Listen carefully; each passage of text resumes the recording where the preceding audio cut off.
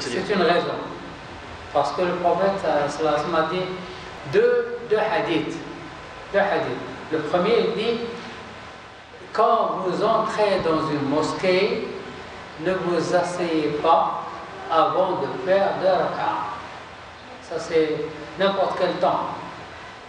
Et il dit dans un autre hadith, il n'y a pas de salat après salat al-fajr, après salat al-asr, et juste à midi, juste.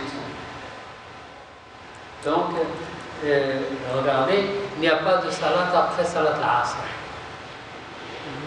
Et l'autre hadith, quand vous entrez dans une mosquée, ne vous asseyez pas avant de faire 2 rak'ah. Alors qu'est-ce qu'il faut faire? Il y a 2 hadiths, et les 2 hadiths sont véridiques. Alors, Imam Malik a pris le hadith de il n'y a pas de salat après l'asr. C'est Imam Malik, il a pris ce hadith. Les autres aïmas, ils ont pris l'autre hadith. Quand vous entrez dans une mosquée, ne vous asseyez pas avant de faire 2 rak'ah. Donc, si vous voyez quelqu'un qui entre après l'asr et fait 2 rak'ah, vous le laissez.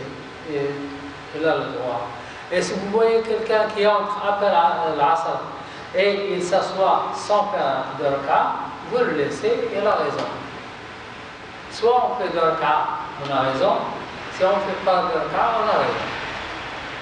Parce qu'il y a un hadith qui demande de faire 2 rak'ah et un autre hadith qui dit qu'il ne faut pas faire.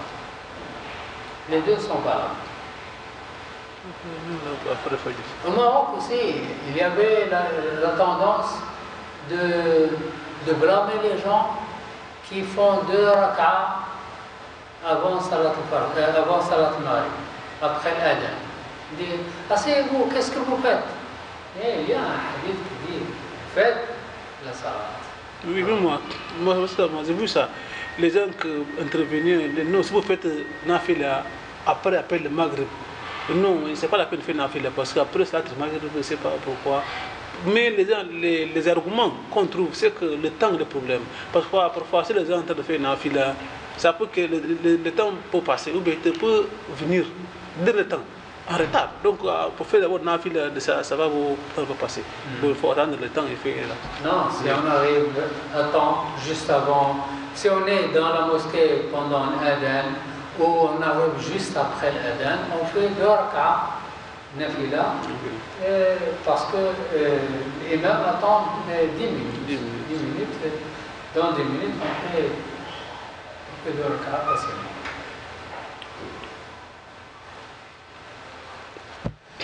Le musulman doit faire de Ramadan une page nouvelle pour le repentir. Pendant Ramadan, tout le monde se repentit.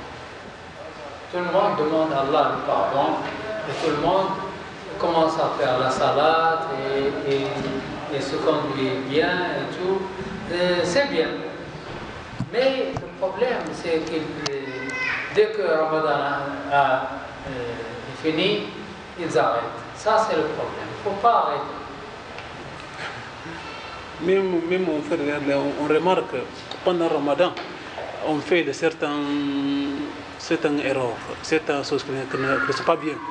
Mais qu'est-ce qu'on va dénoncer? Les satanas, c'est l'obélis.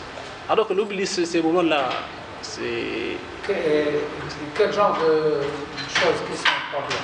Non, comme la vie, vous savez, comme les êtres parlés, ne peuvent pas parler de quelqu'un ou bien certaines choses. Mais si vous dites quelqu'un, non, ne faites pas ça, vous faites Ramadan.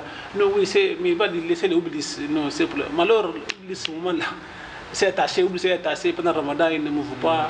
Donc ça devient habitude. Pendant Ramadan, il faut faire attention, pas parler des gens à travers, pas éviter toutes les mauvaises habitudes. Pour développer une nouvelle habitude, une nouvelle bonne habitude.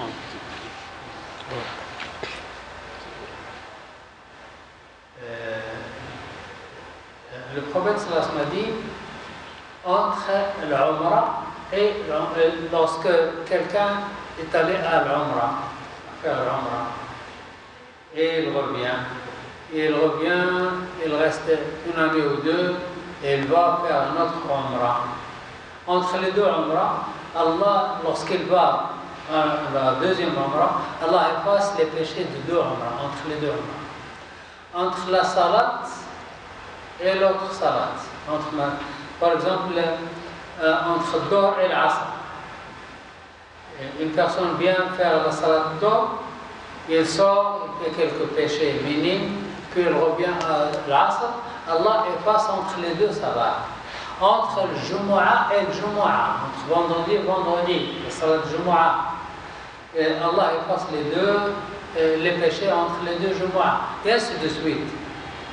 Donc, et entre Ramadan et Ramadan, Allah efface les péchés pendant Ramadan. Lorsque Ramadan sort, on fait des péchés, et puis l'autre Ramadan arrive, Allah efface les péchés entre les deux Ramadans.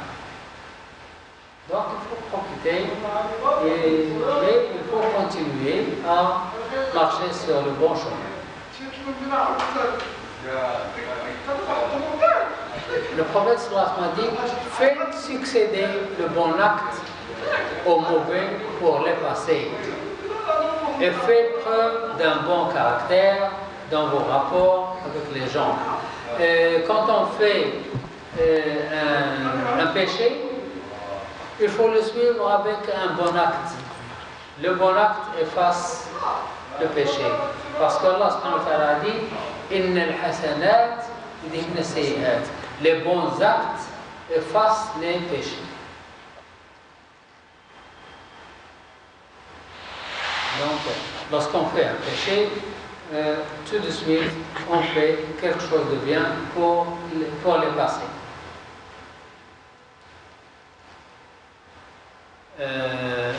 La fonction pour laquelle Allah a créé la créature, pourquoi Allah nous a créés?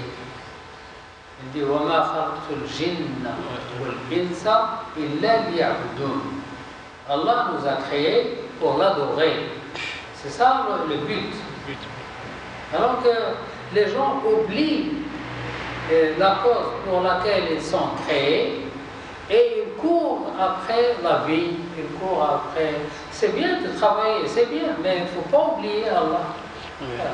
C'est bien, il faut travailler, il faut chercher le travail, il faut améliorer sa situation, mais il ne faut pas oublier Allah.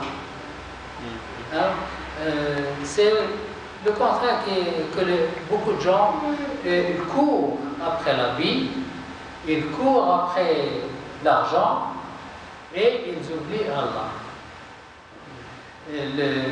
L'épicier ou le marchand